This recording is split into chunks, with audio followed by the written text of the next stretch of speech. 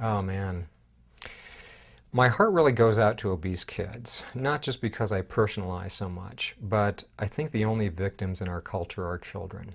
Um, I have a friend who owns a health club, and I told him that what I really thought he should do is market a shirt with the word victim and an international red circle and a line through it, which he did. I mean, intrinsically, I don't believe that adults are victims.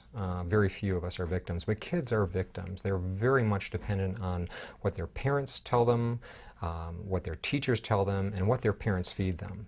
And I've taken care of obese kids who weigh 240 pounds at age 12, and they tell me that on their way to the visit, mom stopped and bought them two Arby's roast beef sandwiches and a strawberry shake. And I just want to wring the mom's neck. So what do I tell an obese kid? You know, I sit them down in a room and I say, I used to have tits like you, and I used to be fat. And I try to get a smile on their face. And I try not to give them a great deal of guilt or something to carry around with them on top of what they've already got. And I've had some pretty satisfying experiences, and it's really fun to see a kid start out fat and then all of a sudden shoot up and drop some weight and then be on the football team and like himself. So what do I say to a kid? I try to send them the message, you're fine the way you are.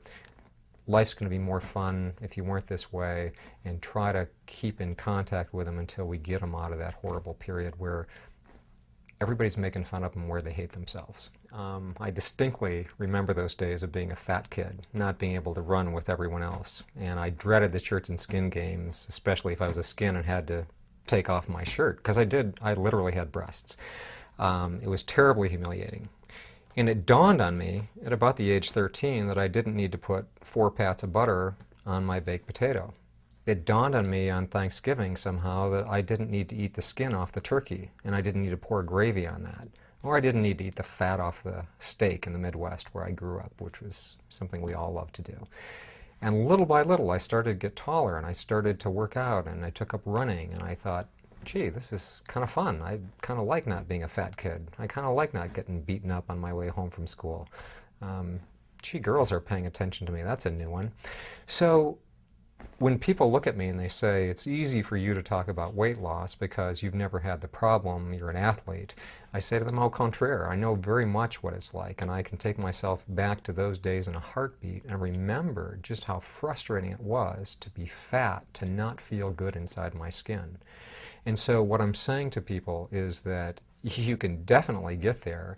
It's just a matter of one step at a time, eating less fat, eating less junk, moving more, and your body will take care of the rest.